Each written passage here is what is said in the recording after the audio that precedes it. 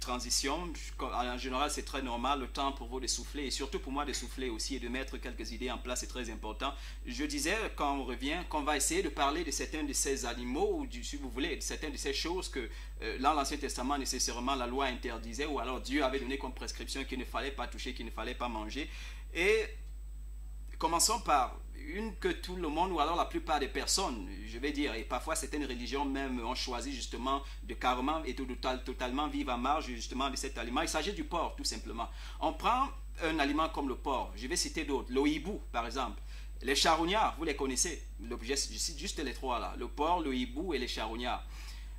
Aujourd'hui, la science a tellement évolué, elle a tellement évolué que lorsqu'on étudie de près seulement ces trois que je viens de citer, vous allez vous rendre compte des choses qui sont quand même assez terribles. Je commence avec le dernier qui est le charognard. En général, le charognard se nourrit de quoi? Le charognard, un peu comme les vautours et tout le reste, il se nourrit de ce qu'on va appeler les carcasses. Ça veut dire un animal meurt et puis voilà, soit en pleine décomposition ou pas, c'est où le charognard justement vient se nourrir. Charognard et vautour bien sûr, je n'ai peut-être pas cité cet autre-là. Et vous vous rendez compte que déjà dans l'Ancien Testament, Dieu avait refusé que son peuple devait manger de ces aliments-là, un peu comme le charognard je viens de citer, ou les vautours tout simplement. Alors lorsque la science aujourd'hui essaie d'étudier justement ces charognards et ces vautours de près, on se rend compte que la plupart du temps, les aliments qu'ils mangent, qui sont des animaux qui sont déjà morts, un peu ce qu'on appelle les carcasses, je viens de vous dire, on se rend compte que ces aliments sont en parfaite putréfaction ou décomposition. Alors par conséquent, plein de bactéries, plein de vers, plein de parasites, plein de tout ce qui est nocif pour la santé humaine. Et voilà ce dont se nourrit justement ces charognards ou justement ces vautours. Alors Dieu savait justement que si son peuple venait à entrer en contact avec ces charognards ou ces vautours, il s'exposerait parce qu'on sait en général que pour qu'une viande soit cuite et entièrement libre de tout parasite ou bactérie, elle doit être au moins cuite à 100 degrés, au-delà de 100 degrés Celsius. Et la plupart du temps, nous savons que nos viandes ne sont pas cuites nécessairement à ces 100 ou au-delà de 100 degrés Celsius. Et justement, Dieu étant, j'ai envie de dire, conscient de cela, il a simplement interdit parce qu'il savait que si la viande, ou si vous voulez, la viande du charognard ou par exemple de cette autre volaille qu'on appelle le vautour, n'est pas cuite à haute température de cette manière-là, les bactéries ou certains de ces bactéries ou des parasites qui sont contenus à l'intérieur ne vont pas mourir. Et lorsque l'homme va manger, il va être souillé. Quand je dis souillé, ça n'a rien à voir avec pur ou impur, mais dans sa santé. Dans sa santé. Alors, quand vous évoluez, vous vous rendez compte que le gros souci de Dieu n'était pas nécessairement que l'âme de l'homme soit souillée, parce que le Christ, au verset d'introduction, nous fait comprendre que ce n'est pas la nourriture qui souille l'homme. Ce n'est pas la nourriture qui souille son âme ou son esprit, si vous voulez. Mais c'est ce qui ressort, justement, de son cœur. Alors, le gros souci de Dieu n'était pas nécessairement qu'en mangeant un aliment, tu vas être impur. Ça veut dire que du coup, tu ne pourras pas venir en sa présence dans la prière. Le gros souci de Dieu a toujours été une question de santé. Que l'homme, son homme, ou du moins son peuple, soit en santé. Voilà le gros souci de Dieu. Lorsque vous allez encore un peu plus près et que vous étudiez plus clairement, vous vous rendez compte qu'il n'était pas question justement de dire ok voilà, si tu ne manges pas tel aliment, tu es assez pur pour venir à ma présence. Il n'était pas nécessairement question de ça. Le gros souci de Dieu était une question de santé. Que l'homme qui le sert soit en santé. Parce que les questions de maladie ne sont pas toujours les bienvenues dans la vie de personne, il faut préciser. Je précise ici que le Christ était une personne en très bonne santé, bien viril et très fort. Je vous dis qu'il marchait des kilomètres et des kilomètres justement pour prêcher, lorsqu'on sait qu'à l'époque, on n'avait pas de véhicules et que peut-être on n'utilisait ni chevaux, rien du tout. Alors il fallait marcher de longues distances et pour le faire, il fallait bien sûr avoir une condition physique parfaite. Comme quoi la santé était de mise pour Dieu. Et c'est en cela justement que ceux du peuple qui étaient malades, à cette époque il faut préciser, étaient considérés comme avoir offensé Dieu sur une manière, j'ai envie de dire d'une manière ou d'une autre. C'était ça la conception, ou si vous voulez, la conscience générale, ou ce qui était la conscience générale du peuple en ce moment, c'est que lorsqu'un homme était malade, il avait probablement offensé Dieu quelque part. Comme pour dire, Dieu dans sa pensée souveraine, ou Dieu dans sa vision souveraine, voulait pour l'homme qui le sert, qu'il soit en parfaite santé, qu'il soit, j'ai envie de dire, dans les conditions physiques les meilleures. Alors, lorsqu'on laisse, si vous voulez, le charognard revient au hibou, on va voir un animal qui, j'ai envie de dire, dans la conscience collective de pratiquement tous les peuples, est un animal sorcier ou un oiseau sorcier. Alors, vous comprenez justement qu'en plus du fait, et je précise ici, qu'en plus du fait que certains de ces animaux que Dieu a interdits pour la consommation de l'homme, n'était pas bonne simplement parce que, voilà, transportant beaucoup de bactéries qui, lorsqu'on contacte de l'homme, le rendrait malade. Il y avait aussi que certains de ces animaux avaient des prédispositions naturelles d'être utilisés par ce que je vais appeler les sorciers, tout simplement. Comme quoi, certains de ces animaux pouvaient être possédés. La preuve, aujourd'hui, comment est-ce que vous, dans votre culture, vous considérez le hibou? Vous considérez le hibou comme étant un animal impur, comme un animal que les sorciers utilisent pour faire des voyages astraux et tout le reste. Alors, on revient au premier cas que j'ai cité, il s'agit du porc, tout simplement. Le porc, en plus du fait que, voilà, c'est un éboueur, c'est comme ça on les appelle. C'est quoi les éboueurs? C'est des nettoyeurs. Ça veut dire, leur travail dans la nature, c'est de nettoyer tout ce qui est déchets. Et c'est ce que le porc fait. J'ai envie de dire, c'est ça son art, nettoyer tout simplement. Et en plus, justement, qu'il soit un super nettoyeur, la Bible nous donne avec assez de précision, et vous vous rappelez l'histoire, lorsque le Christ arrive dans ce cimetière-là où il y avait ce fou enchaîné qui coupait ses chaînes tout le temps et qui décide de le délivrer, déjà quand il pose la question au fou de savoir, les démons à l'intérieur du fou disent qu'ils sont une légion, ça veut dire qu'ils sont tellement nombreux qu'on ne peut les évaluer ni les calculer. Alors, ils font une requête au Christ, c'est celle justement de sortir de ce fou et d'aller dans les ports. Comme quoi les ports peuvent être, si vous voulez, des moyens par lesquels des démons ou quoi que ce soit peuvent être communiqués. Vous comprenez du coup pourquoi déjà dans la pensée de Dieu, ou alors pourquoi dans la pensée de Dieu, à la Genèse ou alors dans les premiers livres de la Bible, Dieu avait déjà pour son peuple dit, qu'est-ce que vous allez manger et qu'est-ce que vous n'allez pas manger. La science n'était pas autant évoluée qu'elle l'est aujourd'hui. Les connaissances que nous avons aujourd'hui, à cette époque, ils ne l'avaient pas, mais il s'est fait que Dieu les avait. Et puisqu'il n'aurait pas ouvert une école de je ne sais pas quoi pour les docteurs ou quoi que ce soit à cette époque pour les éduquer, les enseigner, il fallait qu'il associe cela à la religion. Un peu comme pour dire que la santé, je précise pour Dieu, est une part intégrante. Je dis une part intégrale, j'ai envie de dire, de la spiritualité. La santé est une part intégrale de la spiritualité. Dieu n'a jamais dissocié la santé de la spiritualité. C'est pourquoi il donne dans des règles, j'ai envie de dire, relatives à toute cette question, pour qu'au final, voilà, personne ne s'expose à quelque chose et qu'il finisse par tomber malade. Voilà, il faut prendre cela en compte, c'est très important. En plus, on s'est rendu compte avec le temps, et c'est la science qui nous le dit aujourd'hui, que le porc ne transpire pas. Imaginez donc un animal qui ne transpire pas. Un animal dont les toxines restent à l'intérieur de lui. Et une chose encore, c'est que déjà dans l'Ancien Testament, on est quelque part dans Lévitique chapitre 7, je ne vais peut-être pas donner le verset avec précision ici, Dieu avait réclamé, ou alors avait dit, que le peuple ou ceux de son peuple, ceux qui étaient de son peuple, ne devaient manger ni le sang, ni la graisse des animaux. Ni le sang, ni la graisse des animaux. Et nous savons que le porc, plus que tout autre animal justement dont l'homme a facilement accès, est plein de graisse. Et c'est de cette graisse dont on se nourrit en général lorsqu'on mange le porc. Dieu déjà avait dit que son peuple ne devait manger ni le sang, ni la graisse. Et lorsqu'aujourd'hui on a évolué et que la science nous a pleinement renseigné, on se rend compte de combien la graisse, ou si vous voulez le cholestérol, peut être néfaste justement pour la santé du corps. C'est la source de pratiquement tous les problèmes cardiovasculaires, vous le savez. Alors comme quoi déjà dans son plan initial pour l'homme, Dieu avait vu qu'il y a des choses que l'homme devait manger et des choses qu'il ne devait pas manger. Aujourd'hui, il y a des chrétiens qui pensent être devenus tellement puissants, tellement, je ne sais pas, plus spirituels que les autres et peut-être plus spirituels que le Christ, parce que nous allons essayer de voir l'histoire justement de l'alimentation en commençant avec Adam, Noé et tout le reste, jusqu'au Christ, pour voir comment est-ce qu'il se nourrissait. Alors il y en a qui pensent être plus spirituels que ces personnes et qui considèrent qu'ils peuvent manger de tout comme des fous. C'est peut-être qu'ils sont des fous tout simplement. Parce que Dieu, dans sa logique, a mis à part ce qui est bon pour son peuple pour manger. Pas comme si les autres ne sont pas bons nécessairement, mais parce que les autres ont un rôle à jouer dans l'écosystème. Ils ont un rôle à jouer dans la nature. Alors ce n'est pas la responsabilité de l'homme de tuer ces animaux et de les manger. Par exemple, on a déjà su, la science nous a démontré, pour vous qui voyez National Geographic et tout le reste, que les animaux comme le lion, la panthère et tout le reste, ils ont un travail pas possible dans la nature. En fait, c'est eux qui régulent, je précise ici, c'est eux qui régulent, si vous voulez, le nombre d'animaux qui existent dans la forêt ou dans la savane, je ne sais pas trop où. Parce que lorsqu'il y a ce nombre, alors l'écosystème peut être affecté. Alors lorsqu'ils tuent et mangent ces animaux, ils aident ainsi à réguler justement, vous voyez cet équilibre dans l'écosystème. Alors si l'homme venait à tuer le lion pour le manger, vous comprenez justement qu'il se situe au mauvais endroit justement dans la chaîne alimentaire. Comme quoi, je précise encore au départ, Dieu a mis à part ce qui est important, ce qui est, j'ai envie de dire, plus qu'utile justement dans l'alimentation de son peuple. Et nous allons poursuivre, puisque j'ai déjà quand même précisé ces choses. Comme quoi, le premier contraste justement avait tout à voir avec les questions d'aliments impurs ou d'animaux impurs ou de viande impure et celles pures, tout simplement. Et j'espère que vous avez pris note de ces choses parce qu'on va poursuivre en lisant nécessairement notre texte. Et ça a tout à voir maintenant avec qu'est-ce que Dieu a créé et qu'est-ce qu'il n'a pas créé.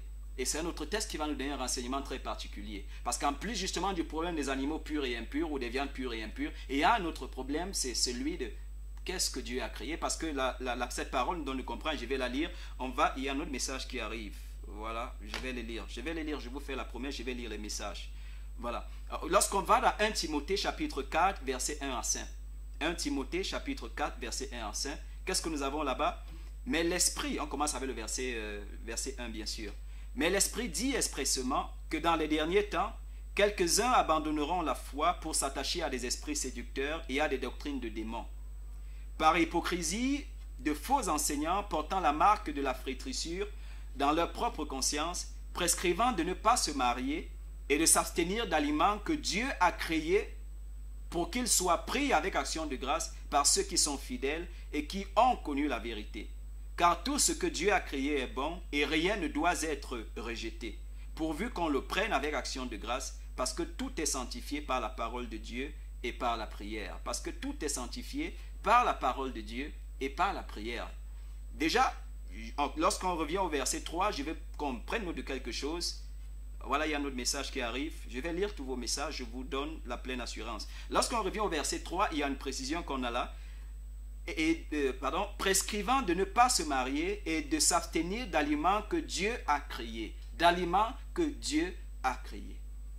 Alors, je voudrais, chers téléspectateurs, que vous fassiez quelque chose de très particulier. Que vous preniez une feuille et que de manière consciente, vous mettez par écrit dans ce que vous mangez habituellement. Qu'est-ce que votre conscience vous dit que Dieu a créé et qu'est-ce que vous pensez qu'il n'a pas créé? Parce qu'il y a une pleine différence entre, si vous voulez, les produits ou alors les choses que l'homme a créées justement, dans son égarement, dans son, j'ai envie de dire, dans le fait qu'il se soit pleinement écarté de Dieu. Il y a des choses qu'il a créées pour pouvoir subvenir à sa fin, et il y a ce que Dieu a créé. Une fois j'enseignais quelque part et j'ai donné de comprendre quelque chose, c'est que d'où viennent les pesticides et tout ce qu'on utilise? D'où vient tout cela? D'où vient aujourd'hui que la plupart et même de ces choses qu'on va tirer du sol sont pleins, j'ai envie de dire, de produits chimiques qui la plupart du temps ne sont pas toujours bien pour notre santé? C'est parce que l'homme s'étant égaré de Dieu, la terre est encore devenue plus dure pour lui. La terre est devenue plus dure pour lui. De sorte que pour sortir quelque chose de cette terre, je précise, il faut bien la forcer. Il faut faire comment? Il faut la forcer. Parce que si ça ne dépendait que de Dieu, elle ne produirait rien pour l'homme qui est méchant. Alors l'homme s'étant écarté de Dieu, il a bien fallu qu'il utilise sa tête pour créer tout ce que le monde connaît aujourd'hui. Je ne voudrais surtout pas entrer dans le débat de l'homme a créé la voiture et bien tout le reste. J'ai envie de vous dire que le monde était encore bien meilleur avant qu'on ait créé la voiture. Le monde était bien meilleur avant qu'on ait tous les immeubles qu'on a aujourd'hui. Ça, c'est le fruit de l'homme. Et aujourd'hui, les conséquences, elles sont là, elles sont claires. Ils sont peu qui me diront, si vous deviez m'appeler là maintenant, que la vie, elle est bien plus bonne. Ou alors, on s'en réjouit pleinement maintenant de la vie. Lorsqu'on sait que nos aînés, nos parents, nos grands-parents, par exemple, lorsqu'ils se rappellent de ces époques jadis, ils ont plus de raisons de se réjouir encore que du monde dans lequel on vit aujourd'hui. Comme quoi, l'homme a peut-être fait beaucoup de choses. Mais le gros malheur, je vais vous dire aujourd'hui, c'est qu'il a fait toutes ces choses dans son égarement. Ça veut dire tourner entièrement, son dos tourné contre Dieu. Voilà qui est la vérité. Alors, comme je suis en train de lire ce verset, on est au verset 3, je rappelle 1 Timothée chapitre 4, verset 1 à 5. S'abstenir, voilà, il dit, prescrivant de ne pas se marier et de s'abstenir d'aliments que Dieu a créés pour qu'ils soient pris avec action de grâce et par ceux qui sont fidèles et qui ont connu la vérité. Car tout ce que Dieu a créé est bon et rien ne doit être rejeté. La première question, la plupart du temps, lorsqu'on me dit « Ah ben, mais tout ce que Dieu a créé est bon », il y a une question que je pose. Si vous, les spectateurs, me demandiez « Est-ce que Dieu vous a créé ?» Je dirais « Oui, il vous a fait, vous êtes sa créature. » Mais à votre avis, lorsque vous lisez Genèse, du chapitre 1 au chapitre 3, peut-être si on poursuit un peu au chapitre 4, mais je crois qu'on serait au chapitre 3, vous voyez un seul instant où Dieu nous parle d'avoir créé le sucre que vous achetez dans la boutique. Je prends juste un seul instant. cet exemple banal et tout simple. Est-ce que vous voyez là un seul instant où Dieu vous parle d'avoir créé le sucre? Mais je sais une chose, c'est qu'il parle d'avoir créé les abeilles qui produisent le miel. Ça, je sais. Et le miel, il est sucré. Je peux, lorsqu'il parle de végétation et tout, dire qu'il a créé la canne à sucre. Et la canne à sucre est sucrée. Je peux citer, lorsque je m'aventure ainsi, citer plus d'une source de sucre qui reste encore naturelle. Comme quoi, à la Genèse, il n'y a pas le sucre blanc. Le sucre blanc est une invention de l'homme. Alors vous aurez tort de dire que Dieu a créé le sucre. Et parce qu'il a créé le sucre blanc, il faut le manger.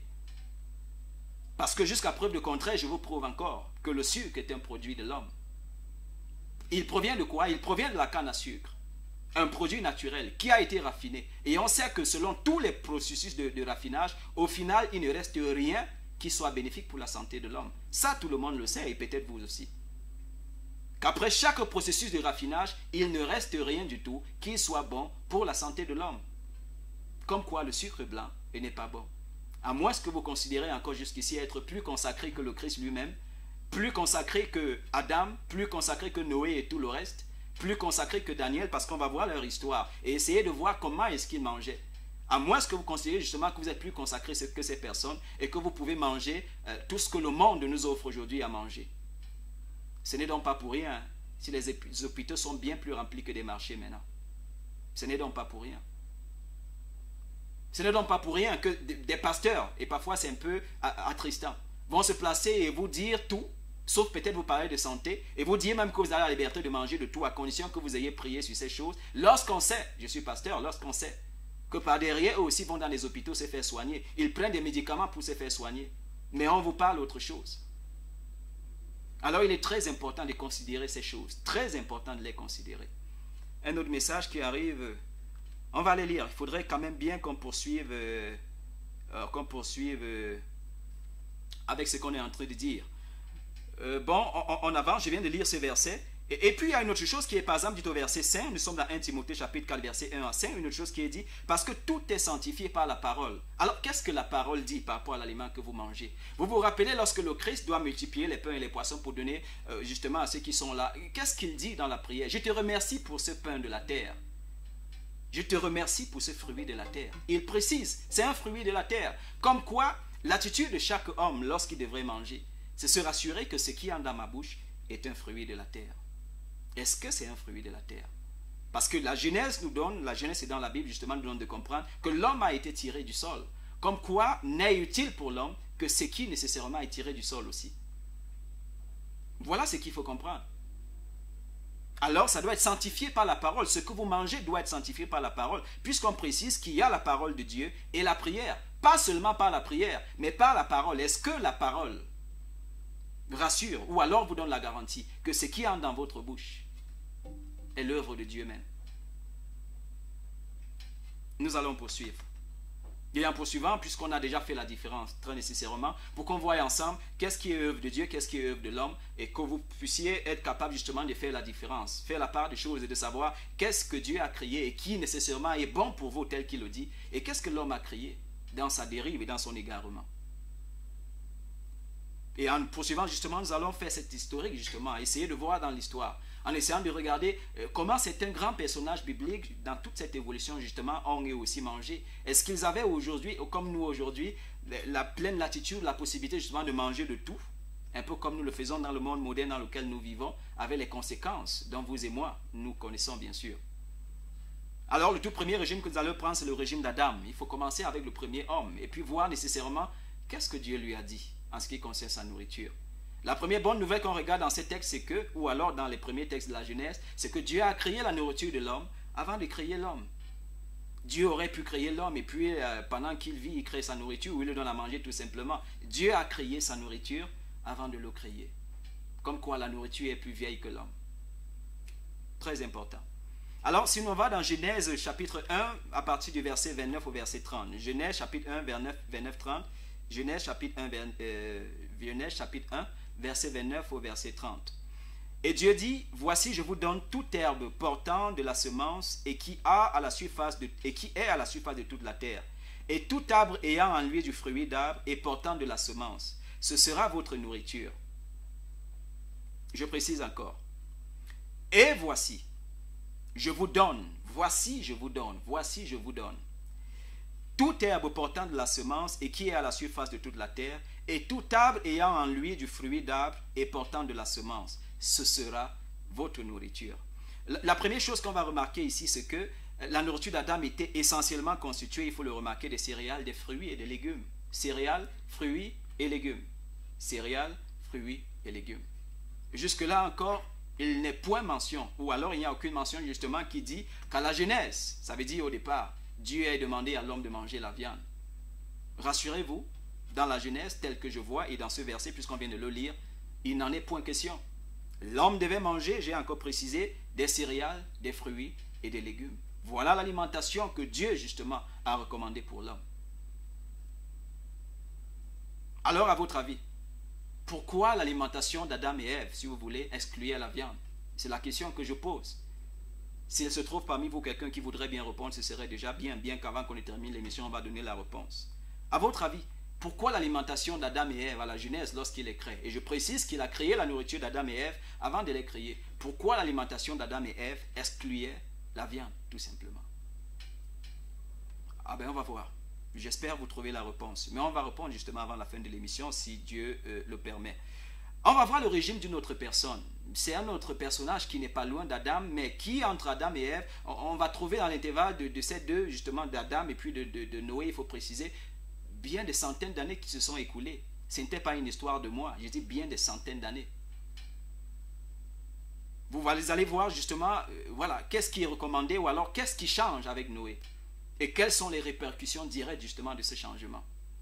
On va voir ensemble. On va lire Genèse chapitre 9, verset 1 à 3. Genèse chapitre 1, verset 9 à 3. Genèse chapitre 9, je précise, verset 1 à 3. Dieu bénit Noé et ses fils et leur dit: soyez féconds, multipliez-vous et remplissez la terre. Vous serez un sujet de crainte et d'effroi pour tout animal de la terre, pour tout oiseau du ciel, pour tout ce qui se meut sur la terre et pour tous les poissons de la mer. Ils sont livrés entre vos mains. Tout ce qui se meut et qui a vie vous servira de nourriture. Je vous donne tout cela comme l'herbe verte. Je vous donne tout cela comme l'herbe verte. Alors, premier changement, Dieu autorise l'homme à manger la viande. Et je crois du poisson aussi. Il faut noter ici que la précision de la viande et le poisson, elle est très claire. Bien qu'aujourd'hui, en raison justement des nutritionnistes ou des diététiciens, on ait mis tous les deux ensemble. Mais la précision, la différence, elle est très claire. Viande et puis poisson. Comme quoi, c'est deux types d'aliments. Ne donnant pas à l'homme nécessairement la même chose. Parce qu'on sait que la viande, elle est bourrée de protéines et que le poisson, voilà, c'est des oméga 3, bien qu'il y ait de l'huile. Et c'était cette huile-là essentiellement qui sont des oméga 3 et des oméga 6 assez importants justement pour la santé neurologique de l'homme. Voilà. Donc vous voyez là un nouveau contraste, ce que Dieu finalement, après le déluge, et je précise, Noé c'est le déluge, après le déluge, lorsqu'ils sortent de l'arche, Dieu donne à l'homme l'autorisation de manger la viande. Alors la question que je vais poser, pourquoi ce changement soudain? Pourquoi Dieu qui, Adam et Ève, leur dit, vous allez manger simplement, voilà, comme on précisait encore, des céréales, des fruits et des légumes. Maintenant, après le déluge, et je précise après que tout a été détruit sur la surface de la terre, lorsqu'ils sortent de l'arche de l'alliance, il faut bien qu'ils mangent. Dieu dit, vous allez manger de la viande. Je vous la donne maintenant. Ça, c'est une autre question que je pose. Et j'espère on va trouver ensemble des réponses. C'est très important. Parce que répondre à ces questions vont nous donner d'être en ligne droite même avec la volonté de Dieu pour nous. Pour comprendre nécessairement, est-ce que les questions d'alimentation sont importantes pour Dieu? Est-ce qu'elles sont importantes pour le chrétien? Est-ce qu'elles sont importantes pour celui qui marche à la suite du Christ? Et si on va parler des questions d'alimentation, la grande question qu'il faut poser, c'est est-ce que la santé est importante pour le chrétien? J'ai envie de dire oui. Lorsque regardant parfois certaines chaînes de télé, je vois des millions et des millions à courir ici et là pour la rechercher. Comme quoi c'est important. Sauf si on devrait la chercher de cette manière-là aussi. Comme quoi c'est important. Voilà, on poursuit. On va voir, ou alors simplement on va prendre, je précise, le régime d'une autre personne et on va tirer les conclusions à la fin, des conclusions qui vont vous donner, j'ai envie de dire, d'avoir une autre image justement de tout cela. On va prendre le régime de Daniel. Daniel, on est toujours dans l'Ancien Testament. Daniel, chapitre 1, verset 8, qu'est-ce que nous avons là-bas? Daniel résolut de ne pas se souiller par les mets du roi. Il est résolu de ne pas faire comment? De ne pas se souiller par les mets du roi et par le vin dont le roi buvait. Et il pria le chef des eunuques de ne pas l'obliger à se souiller. De ne pas l'obliger à se souiller. Verset 11. Alors Daniel dit à l'intendant à qui le chef des eunuques avait remis la surveillance de Daniel, de Hanania, de Mishaël et d'Azaria, éprouve tes serviteurs pendant 10 jours. Éprouve tes serviteurs pendant 10 jours. Et qu'on nous donne des légumes à manger et de l'eau à boire. Tu regarderas ensuite notre visage et celui des jeunes gens qui mangent les mets du roi. Et tu agiras avec tes serviteurs d'après ce que tu auras vu. Verset 15. Au bout de 10 jours, ils avaient meilleur visage et plus d'embonpoint que tous les jeunes gens qui mangeaient les mets du roi.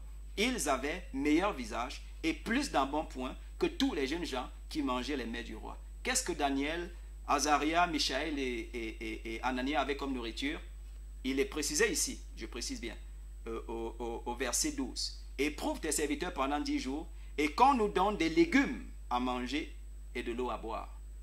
Qu'on nous donne des légumes à manger et de l'eau à boire. En 10 jours, le miracle était là. Et ils avaient un visage plus radieux que ceux qui mangeaient les costauds mets sur la table du roi, constitués de viande, de liqueur et de tout ce qu'on peut trouver et apprécier dans le monde. En 10 jours, ils avaient meilleure mine.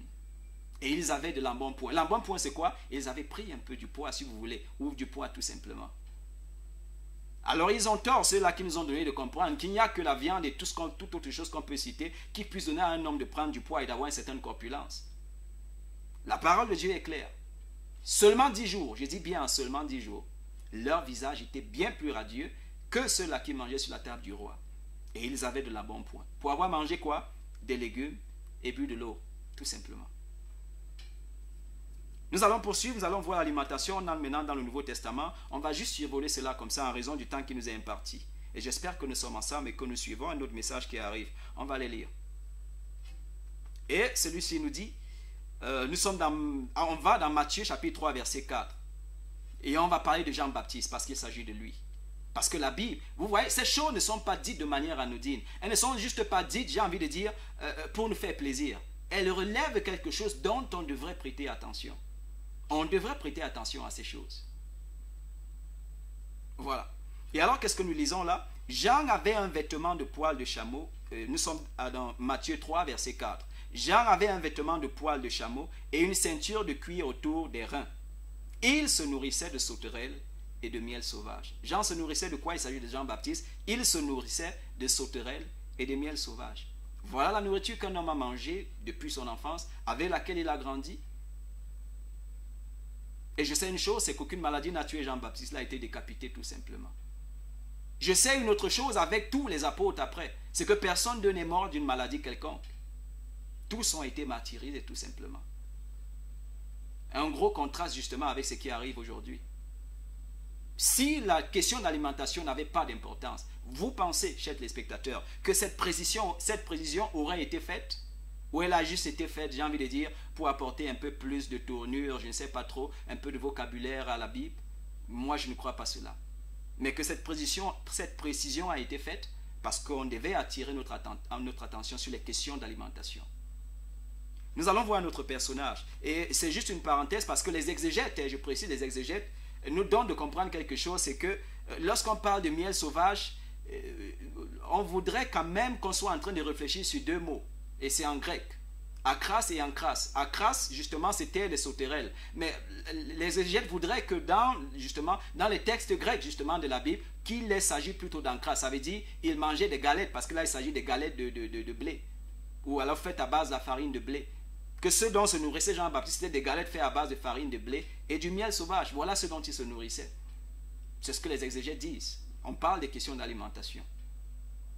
Parce qu'il y a deux mots qui se ressemblent, qui ont une certaine similitude. Akras et puis ankras, c'est en grec justement. Akras et ankras. Alors les exégètes voudraient penser qu'il ne s'agissait pas nécessairement des sauterelles, un peu comme c'est précisé ici, mais des galettes faites à base de farine de blé complète. Nous allons arriver à cet autre personnage, le plus connu, nous avons parlé de lui. C'est le maître lui-même. Et nous allons essayer de voir déjà quel renseignement nous avons de lui dans la Bible en ce qui concerne l'alimentation et quelle autre chose on peut considérer justement en voyant le contexte socio-économique de cette époque lorsque le Christ était physiquement sur la terre, bien qu'il le soit encore aujourd'hui par vous et moi. Alors nous allons dans Ésaïe chapitre 7 verset 14. Ésaïe chapitre 7 verset 14. Qu'est-ce que nous avons là dans ce texte? Qu'est-ce qu'Ésaïe nous dit en parlant justement du Seigneur qui est le Christ? C'est pourquoi le Seigneur lui-même vous donnera un signe. Voici la jeune fille deviendra enceinte, elle enfantera un fils et elle lui donnera le nom d'Emmanuel.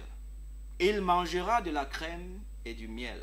Il mangera de la crème et du miel jusqu'à ce qu'il sache rejeter le mal et choisir le bien.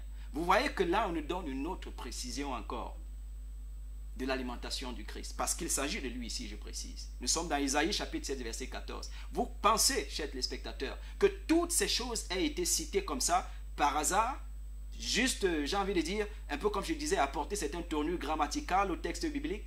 Je n'en suis pas si sûr. Je n'en suis personnellement pas si sûr. Mais que ces précisions aient été faites, justement, vous permettez, pour attirer notre attention sur les questions d'alimentation.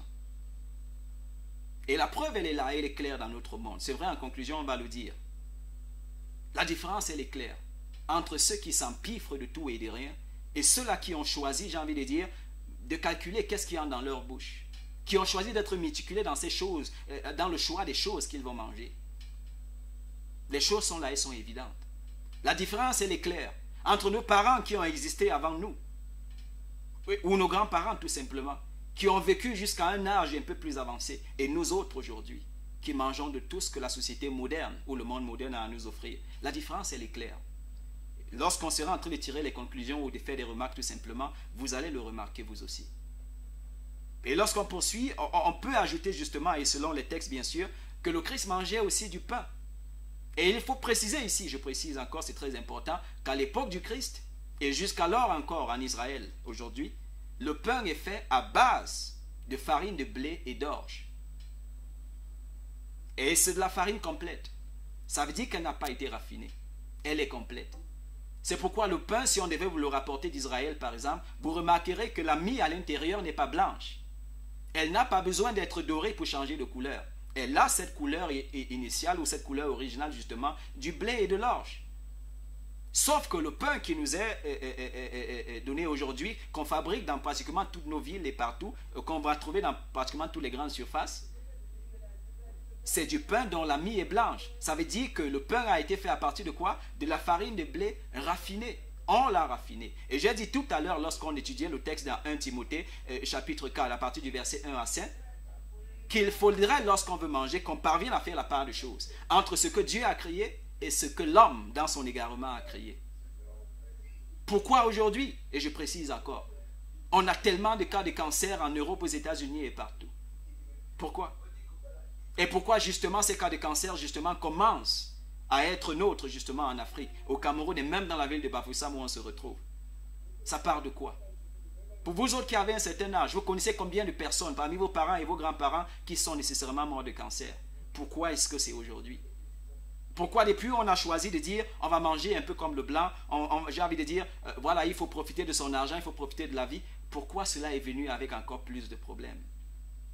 Alors quand vous commencez à analyser les choses de cette manière, vous comprenez ceci, c'est que rien n'a été écrit dans la Bible par hasard. Chaque chose a été écrite pour que le sage, lorsqu'il lit, voilà, qu'il y prête une certaine attention. Alors on va se rendre compte d'une autre chose aussi, c'est que le Christ mangeait du poisson. Il mangeait du poisson, qui est une chair blanche, à la différence de la viande qui est une chair rouge. À moins que vous ayez lu un autre verset qui nous donne la précision que le Christ a mangé la viande chez quelqu'un, mon numéro est encore, voilà, c'est encore ouvert, vous pouvez me donner cette précision-là. Mais je sais une chose, et je l'ai dit, le Christ a mangé du poisson. Une autre chose qu'il a mangé, et dont on peut aussi avoir l'évidence, c'est des fruits. Le Christ a mangé des fruits. Un peu comme pour dire, lorsqu'on regarde de manière, on regarde un peu plus près, le Christ est resté dans la logique d'Adam. A manger quoi? Des céréales, des légumes, et quoi? Et des fruits, bien sûr. Voilà ce qui est très important et qu'il faut noter.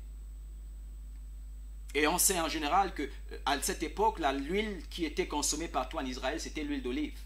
Voilà ce qui était consommé en Israël. C'était l'huile d'olive. Ça veut dire une huile pressée à froid.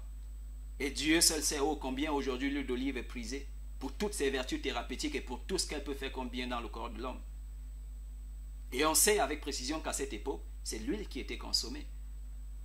La preuve, c'est que dans le monde jusqu'à aujourd'hui, Israël reste, j'ai envie de dire, et garde le monopole justement sur la production d'huile d'olive. Ça, tout le monde le sait. Nous allons poursuivre et nous allons essayer de voir certaines remarques, bien sûr, avant de lire les messages qui sont arrivés là. Nous allons, déjà voir certaines remarques. La toute première remarque qu'on fait, c'est lorsqu'on a parlé d'Adam et puis de Noé un peu plus tard. Lorsqu'on survole Genèse chapitre 5 et Genèse chapitre 11, on se rend compte d'une chose. C'est que lorsque le régime alimentaire de l'homme a changé avec Noé, l'espérance de vie de l'homme a dramatiquement chuté. Je voudrais que vous allez lire et que vous ayez, j'ai envie de dire, justement que vous vous rendiez compte de ce fait-là. Que lorsque le régime de l'homme, le régime alimentaire de l'homme a changé avec Noé, déjà j'ai posé une question, c'est de savoir pourquoi Dieu a permis justement quand Noé sort de l'âge qu'il puisse manger de la viande.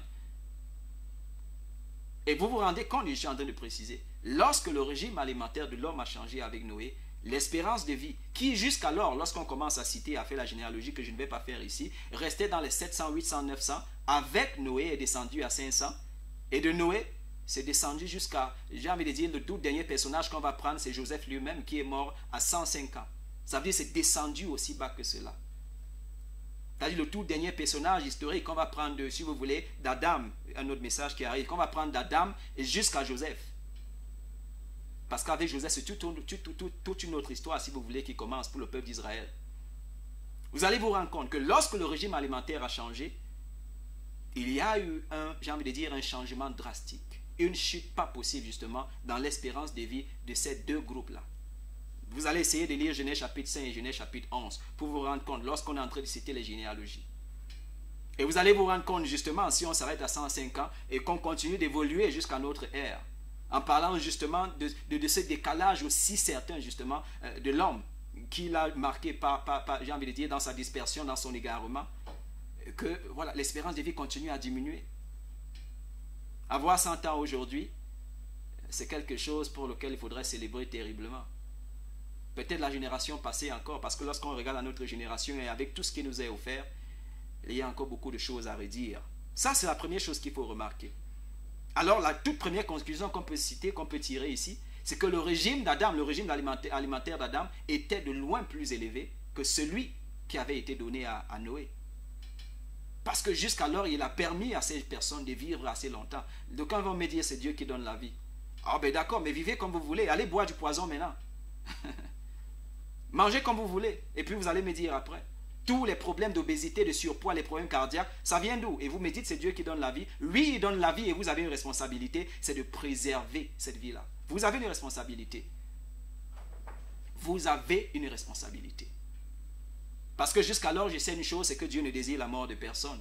Ni vous, ni de moi. Il donne la vie, oui. Vous avez une responsabilité. Il vous donne la santé, vous avez une responsabilité, c'est de la préserver. Et il vous dit dans sa parole comment il faut la préserver. Alors, allez manger de tout. Au nom de Dieu me protège, j'ai prié avant de manger. Je vous rassure et je vous rappelle que 1 Timothée chapitre 4, à partir du verset 1 à 5, nous dit qu'il faut que l'aliment que vous mangez ait été sanctifié par la parole.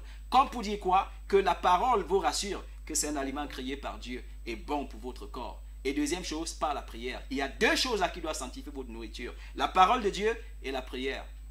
À moins que vous pensiez autrement. À moins justement que vous pensiez autrement. Jusque-là, on a cité le régime alimentaire de 4 à 5 personnages. Et vous avez vu, lorsqu'on a cité, avec des versets bibliques à l'appui, qu'ils sont restés aussi près possible, justement, du plan initial de Dieu. On a cité Daniel, qu'en 10 jours, en mangeant seulement des légumes et en buvant de l'eau, ils avaient plus bonne mine que ceux-là qui étaient assis sur la table du roi et qui mangeaient de tout ce qu'ils voulaient, c'est-à-dire de la viande et tout le reste, et qui buvaient de bonnes liqueurs. Que Daniel et ses 3 amis, qui seulement mangeaient leurs légumes et buvaient de l'eau, ils avaient bonne mine et ils avaient de l'embonpoint, ça veut dire qu'ils avaient pris du poids. Pour que je précise, on pouvait voir que les joues étaient un peu arrondies, il y avait de la bonne humeur, la bonne santé, comment se manifestait, ou alors on pouvait voir qu'ils étaient en bonne santé, bien mieux encore que les autres. On va aller lire vos messages. Ah ben il y a quelqu'un qui précise ici, je savais, on va lire ça. Vous permettez, on va lire. Quelqu'un a dit quelque chose qui attire mon attention, on va revenir sur ça, c'est très important. Voilà, on tire les conclusions, on a tiré la première conclusion, et déjà une chose qu'il faut comprendre avec le régime alimentaire d'Adam, c'est qu'il était constitué de fibres. Il y avait les fibres à l'intérieur. Le sucre n'a pas de fibres. Quand vous mangez le sucre blanc, il a besoin d'aller dans vos os chercher le calcium pour être digéré. Vous ne saviez pas, certains de vous le savaient, je le rappelle quand même. Le sucre n'a pas de fibres. Et chaque aliment qui n'a pas de fibres a besoin pour être digéré de tirer dans votre corps pour le faire. Chaque aliment qui n'a pas de fibres. C'est quoi les fibres? C'est simplement ces choses qui vont aider votre corps à digérer l'aliment que vous avez mangé.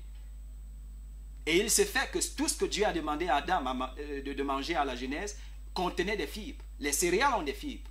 Les fruits ont des fibres. Les légumes, plus encore, ont des fibres. Comme quoi les fibres devaient aider à la digestion d'Adam lorsqu'il mange. Vous voyez, c'est très important. Une autre chose, justement, que les aliments que Dieu a demandé à Adam de manger contiennent ce qu'on va appeler des hydrates de carbone. Et c'est quoi les hydrates de carbone? Ah, ben, il faut préciser, c'est très important.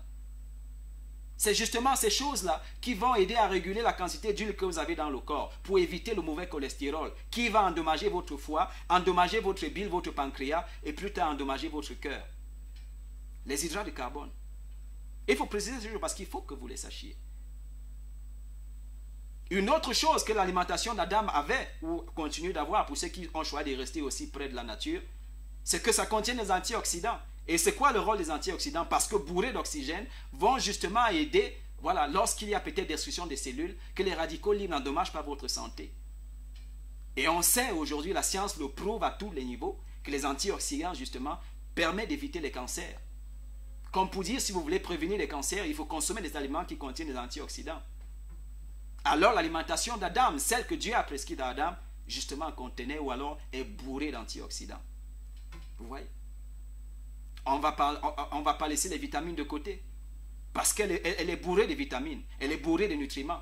On sait que dans la nature, il y a les protéines. Il n'y a pas que dans la viande que les protéines sont connues. Lorsqu'on sait que le haricot, je dis encore bien, le haricot qu'on mange a plus de protéines que la viande. Oh là là, comme quoi Dieu avait tout garanti dans la nature lorsqu'il crée l'homme. Les protéines ont le haricot a plus de protéines que la viande, plus riche en nutriments et en vitamines que la plupart de ces choses que le monde moderne nous donne.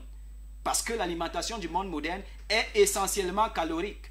Ça veut dire que tout ce qu'elle peut vous donner, c'est de l'énergie. Elle ne peut en rien contribuer à l'équilibre de votre santé. Et parce qu'elle vous donne de l'énergie que la plupart du temps, vous ne gaspillez pas, alors cette énergie est transformée en sucre ou en glucose dans le corps. Et bienvenue les dégâts, bienvenue le diabète, bienvenue le mauvais cholestérol et tout le reste. Hypercalorique, voilà l'alimentation du monde, pour lequel certaines personnes vont s'accorder à dire tout ce que tu dois manger, il faut sanctifier avec la prière. Non, il y a une précision, il faut sanctifier ta nourriture avec la parole. Est-ce que la parole de Dieu, voilà, te permet de manger cela? C'est un peu comme si tu vas acheter une voiture, peut-être qu'un de vous, téléspectateurs qui aviez la voiture, et vous allez dire, vous allez mettre de l'eau dans le moteur à la place de l'huile. Le mécanicien ou le concepteur de la voiture a dit, il faut mettre de l'huile. Il faut mettre de l'huile, c'est lui qui a fait la voiture. Il dit dans ce moteur, il faut mettre de l'huile. Et mettre telle qualité d'huile. Alors si vous allez mettre de l'huile de 1000 francs, lorsque le concepteur a dit il faut mettre celle de 18 000 ou de 19 000, à votre avis, ce moteur-là aura-t-il la même durée de vie que pour celui-là qui choisit de mettre l'huile qui convient? Ça, c'est les points d'interrogation que je suis en train de laisser et j'espère que ça attire votre attention. Dieu a créé l'homme, alors il sait mieux qu'est-ce qui est important pour la santé et l'équilibre justement mental, mental, physiologique et psychologique de l'homme. Dieu sait. Et il nous renseigne. Ça, c'est une bonne chose, c'est qu'il nous renseigne. Alors, on a donc ce contraste entre le régime, justement, j'ai envie de dire, le régime d'Adam et le régime de Noé, qu'on va considérer ici comme étant un régime moyen. En raison du temps qui nous reste, c'est vrai, on n'a plus beaucoup de temps. Le régime de Noé qu'on va considérer comme étant un régime moyen. Je posais la question initialement de savoir, à votre avis, pourquoi Dieu a demandé à Noé de manger la viande à la sortie de l'arche. Ce n'est pas compliqué. Tout était détruit à la surface de la terre. Il fallait bien que l'on mange. Une plante, lorsqu'on la plante, ou alors une graine, lorsqu'on la plante, elle prend du temps pour pousser. Puisqu'il n'y avait rien, il fallait bien que l'homme s'alimente. Mais l'homme restant connecté à Dieu aurait su avec le temps ce qui est important pour lui et pour son alimentation. Vous savez qu'Adam a été très près de Dieu. Abraham, j'ai envie de préciser, a été très près de Dieu. Il est notre ancêtre, notre père dans la foi. Mais il y a une précision qui est faite avec Abraham. Il mangeait de la viande, il avait des troupeaux, il la mangeait. Mais malgré, j'ai envie de dire, cette étroitesse de relation avec Dieu, il n'a pas vécu 900 ans comme ont fait les autres avant le déluge. Comme quoi l'alimentation est pour quelque chose. Non seulement dans l'équilibre de la santé de l'homme, mais dans sa longévité. Pourquoi aujourd'hui on pense, et la science le prouve, que les gens qui vivent dans le tiers-monde ont une espérance de vie plus réduite que ceux qui vivent dans les pays développés. Là où encore on fait l'effort de calculer qu'est-ce qu'on mange. Là où encore le blanc sait que pour manger une nourriture préparée, il faut manger une salade avant. Le blanc sait toutes ces choses et il les met en pratique. La science aujourd'hui prouve, vous n'avez même pas besoin d'avoir fait des études pour le savoir, que l'espérance de vie dans les pays du tiers-monde où on mange de tout et de rien est de loin bien réduite que celle de ceux qui vivent dans les pays développés. Voilà. Donc ça, c'est une autre remarque que nous avons fait qui est très importante. Et j'espère que vous avez pris note de ça. Nous allons lire, ou du moins une autre chose que je vais donner précision, peut-être que je vais donner dans ce cadre, c'est que l'histoire, pour ceux qui regardent National Geographic, voilà. L'histoire nous donne de comprendre que tous les grands empires qui ont été détruits jusqu'ici, tous les grands royaumes qui ont arrêté d'exister jusqu'aujourd'hui, ils avaient une chose en commun. Ça, c'est l'histoire qui nous donne. Ça, c'est pour ceux qui regardent beaucoup la télé, National Geographic. Ils avaient une chose en commun. C'est qu'ils étaient de bons buveurs de vin et de bons mangeurs de viande. Ça, ils avaient tout ça en commun. C'était de bons buveurs de vin et de bons mangeurs de viande. Il y a un message que j'ai lu et quelqu'un me disait, le Christ a aussi bu du vin.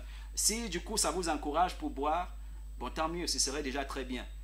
À condition, justement, et on va voir si on a encore quelques minutes, qu'on précise quelques détails qui sont quand même assez importants sur la question de boire. Je suis le dernier qui vous interdira de boire. Je ne le ferai jamais. Parce que la Bible ne le fait pas, je ne le ferai pas. Mais encore, il faut savoir que l'alcool bu à un certain niveau peut faire pire dans votre vie que même le simple fait de manger. C'est très important de le savoir. Voilà. Donc ça dit, on va évoluer, on va terminer avec Proverbe chapitre 23, verset 20 à 21 qui dit ne fréquente pas les gens qui s'enivrent de vin et s'empiffrent de viande. Pourquoi ces deux éléments-là en particulier selon vous? Voilà. Car les buveurs et les gloutons seront réduits à la misère. Proverbe 24, verset 13 nous dit mange du miel, mon fils, car le miel fait du bien et le goût t'en sera agréable. On revient à quelque chose de naturel, à quelque chose tiré du sol, à quelque chose, j'ai envie de dire, voilà, qui est d'une certaine particularité. Très important. Maintenant, il y a celui-là qui m'a envoyé le message. Je vais le répondre avant de lire les autres messages parce que du coup, quand je voulais regarder, c'est le message de la personne que j'ai vue qui précisait que le Christ buvait l'alcool aussi. Ah ben c'est très bien d'avoir remarqué. Mais là, je vais quand même donner, ou alors vous renseigner sur 5 choses. 5 choses essentielles, voilà, que l'alcool peut détruire dans votre corps, ou alors 5 choses que l'alcool peut faire sur votre santé.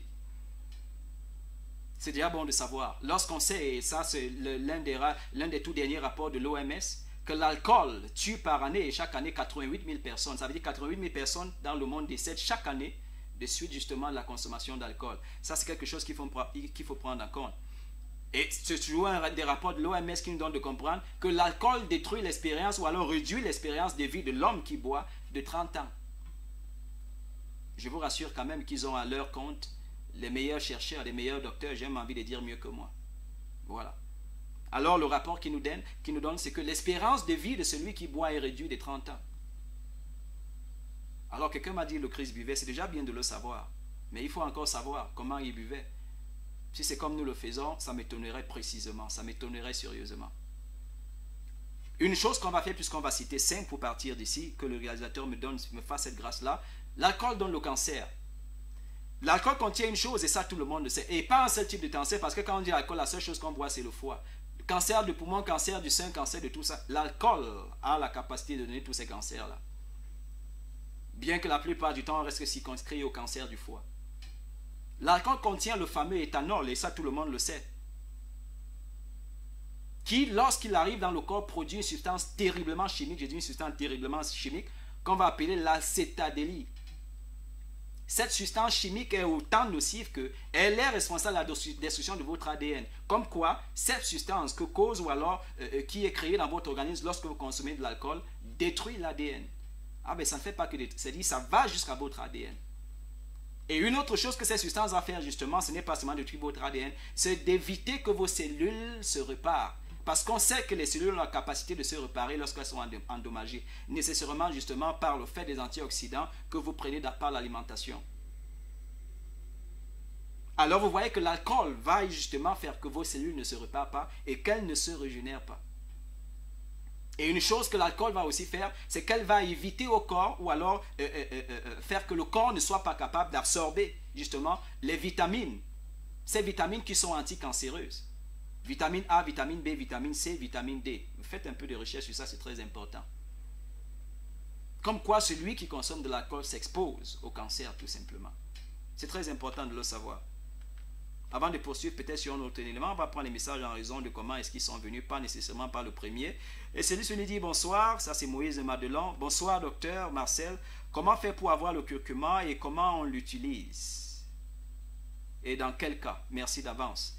Comment faire pour l'avoir? Vous avez mon numéro Moïse, monsieur Moïse, bonsoir à vous. Il faut dire que ça fait un moment et j'espère pour vous que vous avez commencé l'année avec voilà, non seulement des décisions prises, mais un engagement farouche justement pour les voir accomplis.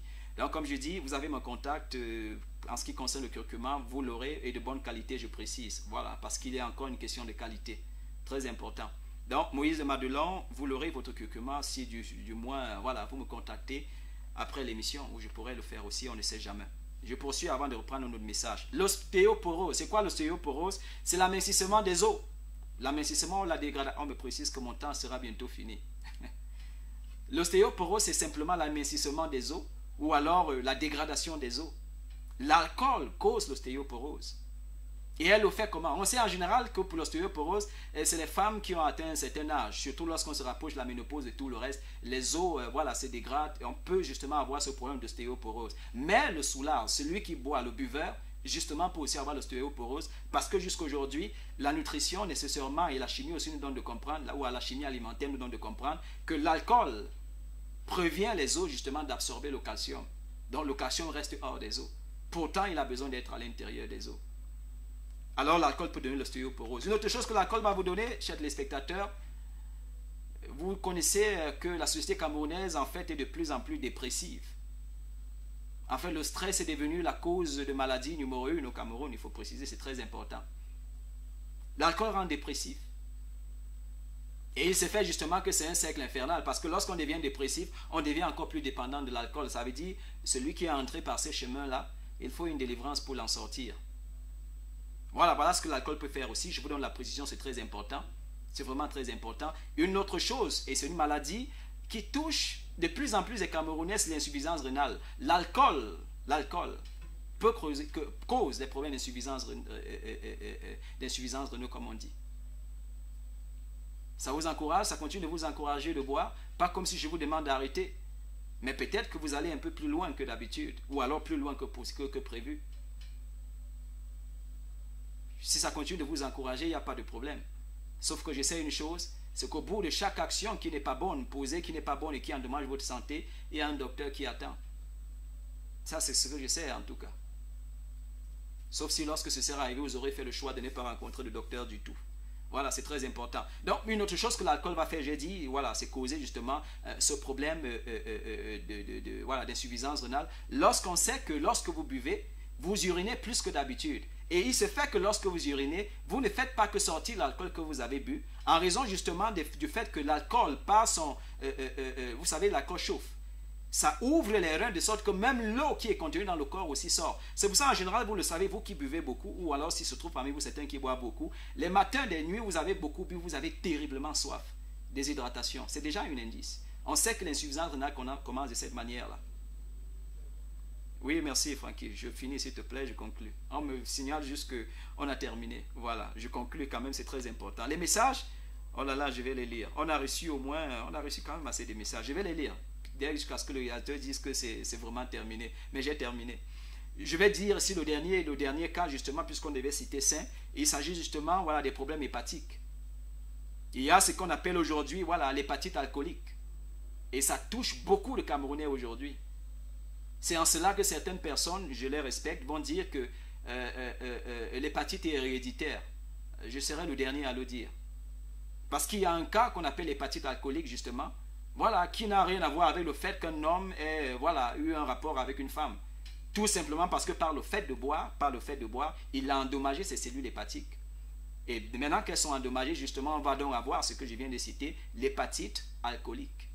Donc, il y a beaucoup de cas d'hépatite aujourd'hui qui n'ont rien à voir. Peut-être, monsieur, vous avez une femme qui a un problème d'hépatite, ne dites pas qu'elle est allée dehors. Ce n'est peut-être pas le cas. Ou alors, madame, vous avez un monsieur qui a un problème d'hépatite, ne dites pas qu'il est allé dehors. Parce qu'il y a ce qu'on appelle l'hépatite alcoolique qui, la plupart du temps, est plus assimilée à l'hépatite B.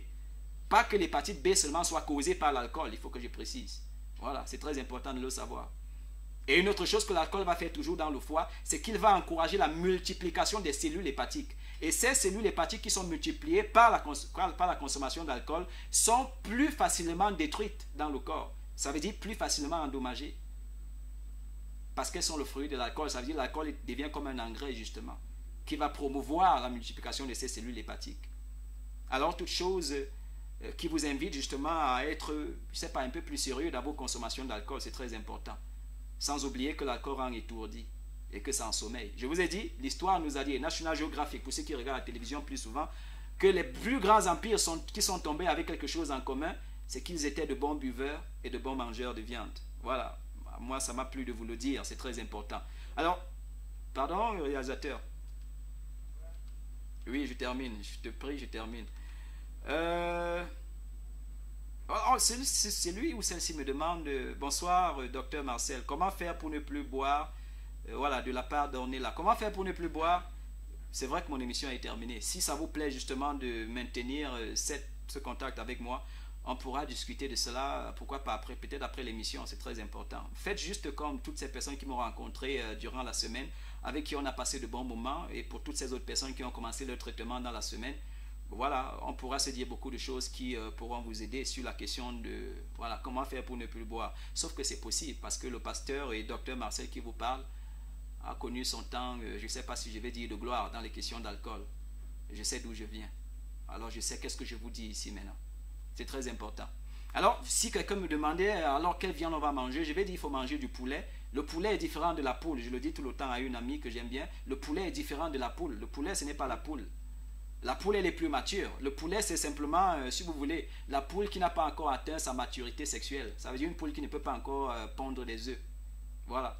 Voilà ce qui est autorisé, c'est que vous pouvez manger le poulet. Dans tous les documents de santé et de nutrition que vous allez trouver, on ne va jamais vous dire manger la poule. On va vous dire manger le poulet. Le poulet, il est encore bien plus jeune. Donc lorsque vous allez au marché, vous cherchez ce qui est le plus costaud et tout, c'est comme chercher des problèmes. Vous pouvez manger des cailles par exemple. Ou manger du poisson tout simplement. Comme ma mère que j'avais en face de moi aujourd'hui, je parle de cette patiente que j'apprécie aussi bien, qui me disait, lorsqu'on discutait je dis, mais il faut manger le poisson. Pourquoi manger la viande lorsqu'on te dit que voilà, laisse un peu ça de côté, ça te cause un problème. Mange du poisson, surtout qu'il est encore bien plus agréable dans la bouche que la viande. Pour ceux qui savent apprécier le goût, justement, à sa juste valeur. Je vais encore lire quelques messages. Réalisateur, s'il vous plaît. Merci.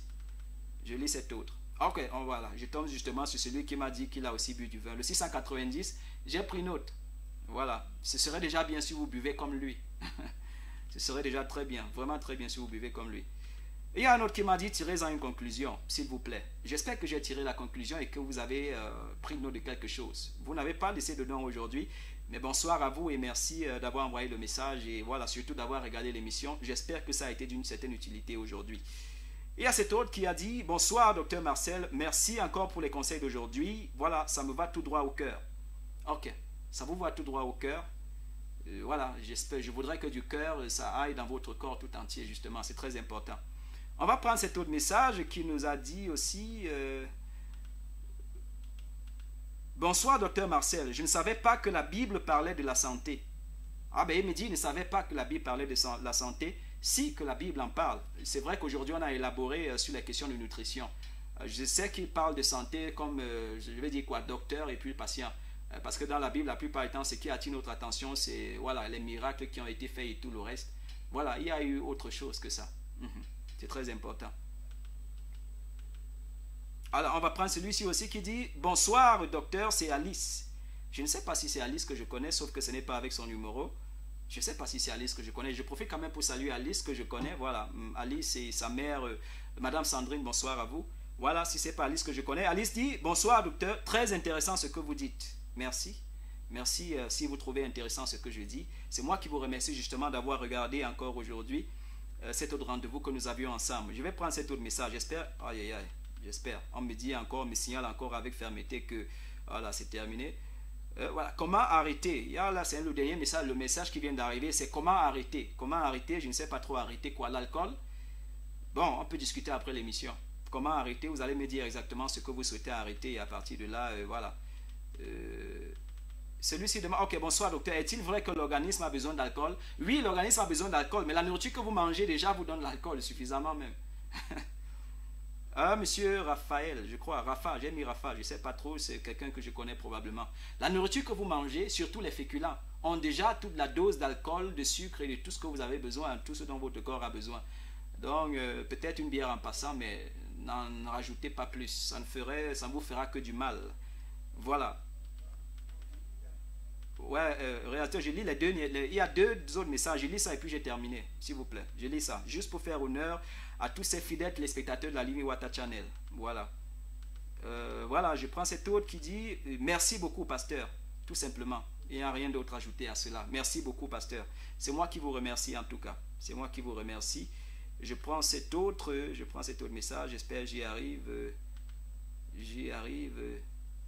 Fredo, je ne sais pas qui c'est Fredo. Fredo nous dit, parce qu'il commence avec son nom, Fredo, 2 points, merci pour les conseils d'aujourd'hui. Tout simplement encore. Ok. Apparemment, personne n'est malade parce qu'on a jusqu'ici posé aucun problème de maladie. Ce serait déjà une bonne nouvelle de savoir que, voilà, vous êtes peut-être en bonne santé. Si c'est le cas, je rends grâce à Dieu particulièrement. Sauf que je vais terminer avec cette conclusion particulière, c'est que l'histoire le sait, l'histoire nous le rappelle, qu'il y a 5 choses essentielles qui ont marqué le peuple d'Israël et qui peut-être, je ne sais pas trop, continuent de le marquer, c'est qu'ils avaient une loi, comme quoi ils avaient une relation avec Dieu. Ils avaient des noms particuliers. On sait encore une chose avec eux, c'est qu'ils n'avaient pas nom et prénom, ils n'avaient que leur nom qui disait tout, voilà, sur leur destinée. Ils n'avaient pas nom et prénom comme le monde moderne, voilà, nous l'a collé sur le dos et on est venu dans le monde pour trouver cela. Le peuple d'Israël avait quelque chose en particulier, à la différence de tous les autres peuples, c'est qu'ils n'avaient qu'un seul nom. En fait, pour ceux qui appellent le Christ Jésus, vous verrez qu'il n'y a que Jésus. Christ, ce n'est pas son nom, c'est son titre. Voilà, c'est très important. Voilà, ils avaient une autre chose, c'est qu'ils avaient une langue très particulière. Une langue très particulière. Ça les caractérisait, ça les rendait différents. C'est 5 choses. La 4e chose, c'était leurs vêtements. On pouvait les reconnaître à cela. Et les exégètes nous disent quelque chose de particulier, c'est que lorsqu'ils doivent sortir d'Égypte, une chose qui touche le cœur en particulier et qui fait que Dieu prend même la grande décision de les libérer, il faut le préciser, il faut le dire, c'est qu'ils n'avaient pas changé leur nom, ils n'avaient pas changé leur langue, ils n'avaient pas changé leur mode vestimentaire. Ça veut dire que même en Égypte, on pouvait les reconnaître à leur manière de s'habiller. Une dernière chose justement, c'était leur alimentation. Ils avaient une manière particulière de manger. Particulière, de tous les peuples où ils sont passés. Et une chose qu'on a remarqué d'eux, c'est qu'ils ne mangeaient pas n'importe quoi. Ça, c'est déjà important. Et je voudrais vraiment que ce soit les traits de caractère de tous les chrétiens ou alors de tous ceux qui se réclament de Dieu, tout simplement. Voilà. Et ce serait déjà bien pour vous et pour moi. Nous avons terminé. Je profite pour remercier vous tous d'ailleurs qui avez regardé. Pour ceux qui ont posé des questions dont la réponse n'a pas été suffisamment claire, pourquoi pas continuer la discussion après l'émission, ce serait très bon. Déjà très bon. Pour tout autre problème de santé, pour tous ceux qui ont pris rendez-vous avec moi, n'hésitez pas. N'oubliez pas nos jours de rendez-vous, qu'on se voit et que voilà, on amorce justement la question de votre santé. Merci encore, merci infiniment. Merci au réalisateur pour la grâce spéciale qu'il me fait. Je sais, sous le grand couvert du pasteur et révérend Charlie Kemetia, merci vraiment et merci vraiment pour toute cette faveur. On sera encore là, ce serait samedi prochain à partir de 19h. C'est 19h, pas 19h30. C'est 1 heure dans la cité qui passe à 19h30. Mais la clinique Dr Marcel, c'est 19h, 20h. C'est vrai, on a passé 20 heures déjà. Merci, merci infiniment pour cette attention et cette fidélité. Bon week-end et voilà, à bientôt.